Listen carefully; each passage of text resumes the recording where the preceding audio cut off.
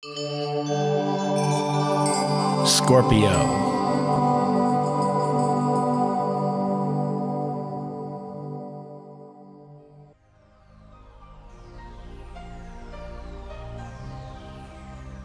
Hello Scorpio, this is your forecast for October 2014 and probably looking like one of the best charts we've had all year. And let me tell you why though. We have a kite formation taking place in your chart, which doesn't happen all that often, and kites really make things fly, and we're going to go through that formation, explain it a little bit better for you. But we also have two eclipses going on. We have a total lunar eclipse on October 8th, and then we have a partial solar eclipse on October 23rd, and more on that as we go along too. So right now what we have is the Sun and Venus in your 12th house. This is the area that's a little pulled back in your chart where you now recharge a little bit. Why? Well, because next month the Sun is going to go over your ascendants. It's going to come into your first house, and you're starting a full new year from your birthday onwards. So you're kind of concluding what you started here in 2013, and always at the end of the road is when we experience that we might be a little tired, a little drained from all the weight that we've been carrying throughout that year. So it is a good time for you to kind of pull back, nurture yourself, do those things that are good for you, that are healing. And this area of the 12th house is ruled by Pisces, and having both Venus and the Sun there, well, it goes to show that you're yearning probably a little bit more for those spiritual situations where you can meditate, do your yoga, you know, lay on the couch, read a book, those things that are quiet and peaceful. This is where you're going to recharge. And then we have the huge focus, which is your first house. And this area is all about your personality. And this month we have the new moon, which is in fact the solar eclipse on October 23rd in this area, and it is also conjunct here with Venus, and Venus holds the power of love, the power of beauty, the power of those things that you appreciate in life. So it's going to be a super powerful eclipse that we're going to have here, and it's being expressed through this area of the essence of who you are. Mercury is there, so communication this month is going to be very important, to relate in a very genuine way, which Scorpions always do, because they love truth, they love loyalty, and they can also hold things very close to heart. And of course now Saturn is there. We've talked about Saturn throughout for a long time, and it only has a couple of more months left before it's finalizing the groundwork it's doing here in the area of your personality. You've been laying down a new foundation, so right now with the power of this eclipse and new moon, it's going to really help now shut the Saturn to speed it up and wrap it up. So you will see that the heaviness of that Saturn that you might have been experiencing won't be that heavy, you know, in November, and then as it concludes in December. So we're seeing that taking place. We have Mars. Mars is your goals, your ambitions, your drive in the sign of Sagittarius. And the Sagittarian energy is always keeping one's eye on the horizon. It's our goals out there. And without goals, you know, things get pretty depressive because then there's nothing to look forward to. But now when Mars is in this area, it's super happy because it's a fire sign. It's happy here. It's a sister sign to Aries, which rules Mars. And it's in the area of your financial situation. So somehow you can come and see some blessings come your way this month as Mars is focusing on your income. You're looking over your budgets, what's coming in, what's going out. Is it balancing? Is it what you want it to be? Or how can this be tweaked? Now the good news is that this month here of October is, like I said, the best month of the entire 2014. But the blessing here is that this Mars is in a golden trine to Jupiter and also to Uranus. Jupiter bestows upon us those blessings in life, the generosity of, and of course what it is, it's, you know, all our, what should I say, credits in the cosmic bank that we have. And Jupiter right now is cruising through your 10th house of career. So your career may be booming, you might get a raise, you might get a bonus or news of a promotion perhaps. One way or another, you'll see how this is going to bump itself up. And then having the beautiful golden ray over to Uranus. Uranus is the planet that brings us a surprise, the unexpected. And this is in the area of your 6th house, your day-to-day routines. You might come to see how this may change up for you. Maybe you will be working more lenient hours that behooves you better. Nothing could be, you know, nicer for you because Saturn has kept you to the grindstone. So maybe that will ease up. Or it could just be your routines in your day-to-day work, the way how you work, streamlining it. Now let me tell you though, that this Uranus is a little special this month because it is visited by the total lunar eclipse on October 8th. So not only do we have a full moon here with this Uranus in this beautiful trine between Jupiter and Mars, but this full moon has the power of like 3 full moons cramped into it.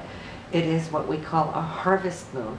So what you've been working for, Scorpio, for a long time, this may come into the picture here on the 8th. And it may come to you as a certain surprise, but it is, nonetheless, it's beautiful. Now go out and take a look on the 8th because it's going to be huge, it's going to be beautiful, it's going to be blood red. We call it the harvest moon, and it's also going to set you free from something that you might have felt as a bondage. And what bondage may that be? Well, we go look to that 6th house area.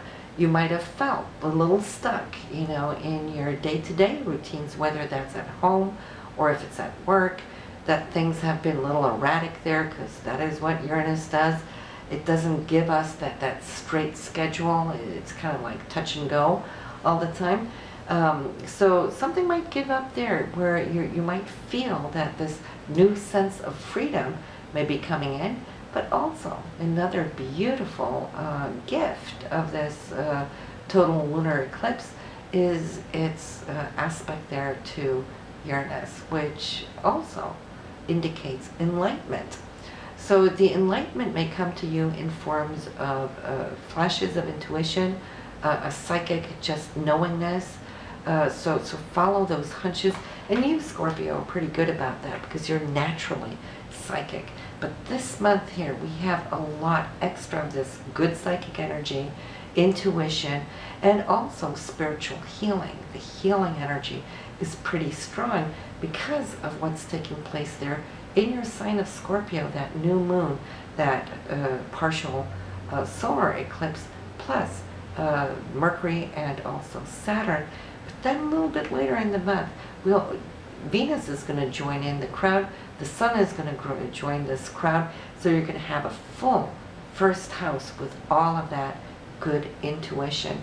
And it's going to come across in the way that you relate, at how you speak. And I feel there is a potential for good transformation taking place for you this month, because all of those planets there are one by one also going to be aligning up and touching upon Pluto in the 6th house, which has to do with transformation. So that might, you know, carry some signature as to how you speak, what you share. If you're having any talks this month, it should be good. You will come across with your point. It will be heard and action taken upon. Then we also have this beautiful kite aspect. We don't get that too often in our charts, but imagine a good old-fashioned, you know, diamond type kite. Now on top here on the 8th, we have the Sun and Venus. They're conjunct, and the top is your goals, and The sun is you, your essence, Venus being love and money, those things that you appreciate, value, the beauty in life. So that's your goals. This is what you're striving for and wanting. You're being supported on either shoulder, one with Mars, your goals, drive, and ambition. The other side is Jupiter, a beautiful, harmonious aspect, which is expanding this vision, this goal that you have. And then, of course, no kites fly without the bottom of that kite, which has the string with the little ribbons. And what's down here that's fueling it? Well, that is Uranus. And, of course, followed up here with that total lunar eclipse. So something is taking place. You'll see it coming, and somehow I feel it's the answer to your prayers, you know, that you silently keep within. Also because it's that 12th house, what's working for you in the background will be coming to the forefront due to this motion of the kite. Now, beginning of the month here, October 4th, you might feel that there is something that needs to take place, some decisions to be made, might even be a little bit, perhaps, of stress, but it's not a bad stress. Why? Because I feel it more like a breakthrough. This is the Sun and Pluto, they're square. So something is giving, breaking through here on the 4th. On the 5th, you will know exactly what that is when Mars and Uranus meets in a beautiful golden trine. And then here on the 8th, there is a situation here, I feel that can deal with values, money, love. Now, not just the physical love, you know, to one's partner, it could just be love in the overall. There's something very deep and healing taking place if you allow it to be, because it's on the sideline of this kite, and the kite wants you to fly. So maybe, just maybe, you need to let go of something, Scorpio, here, so that you can lift, meaning let go of grudges, resentments, if there is any in your life. It's a great day to eliminate that so that you can go into this transformative energy, because on the 8th, the day this Venus and Pluto are square, this is also when we have the total lunar eclipse. So something may be healed, let go of.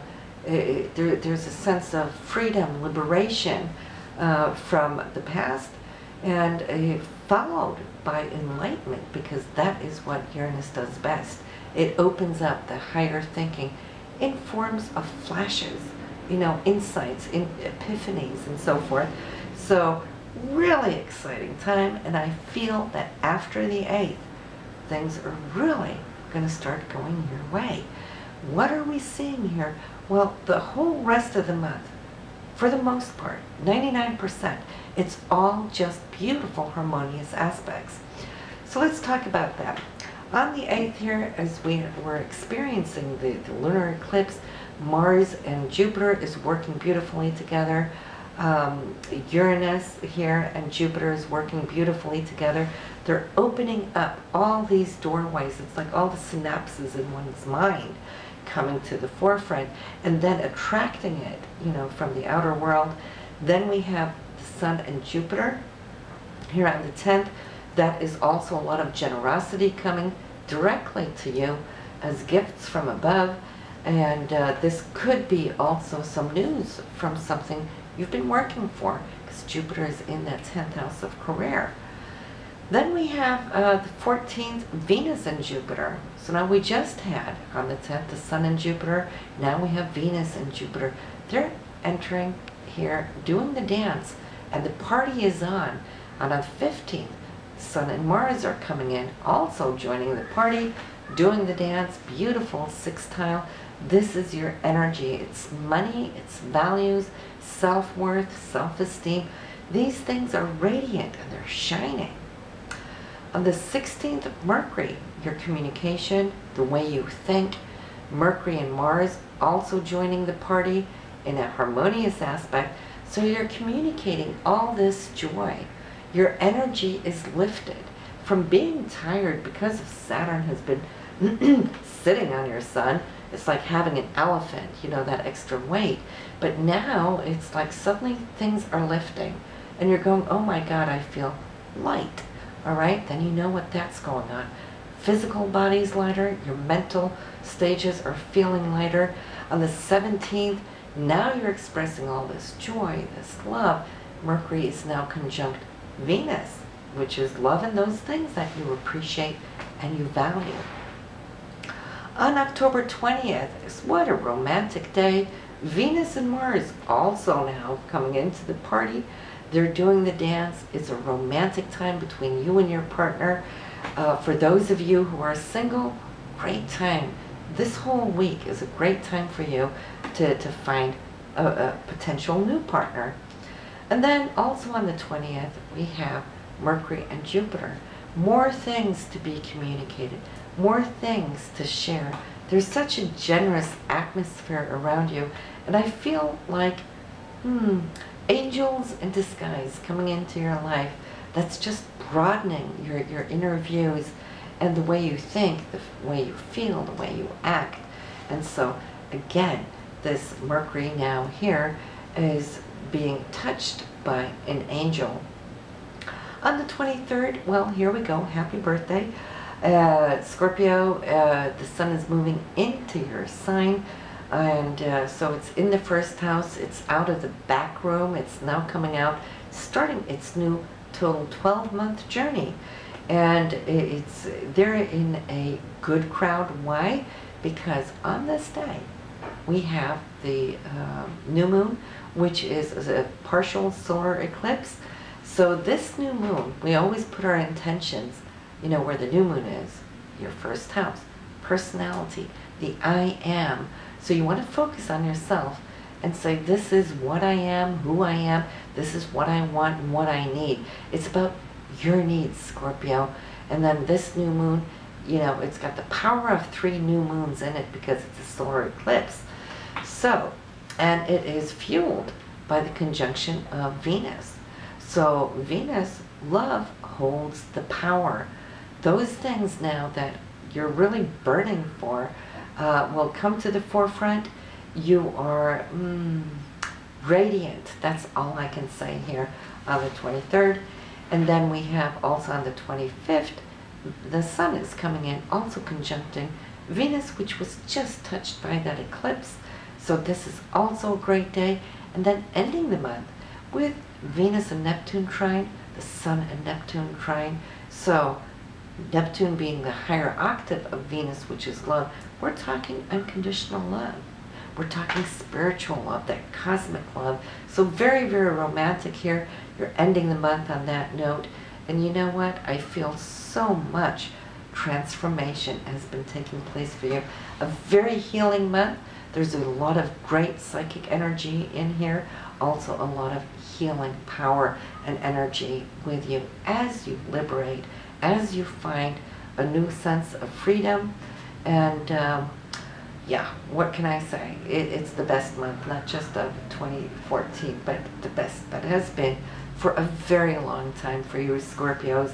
So listen, subscribe if you haven't, so you can get your charts, your readings directly into your inbox without having to go look for them. And then listen to your moon and your rising sign too. And do come back, you know, in October if you're listening to this a little early, just so you get all your dates in a row if you haven't written them down. All right? And I'll see you next month. Bye now.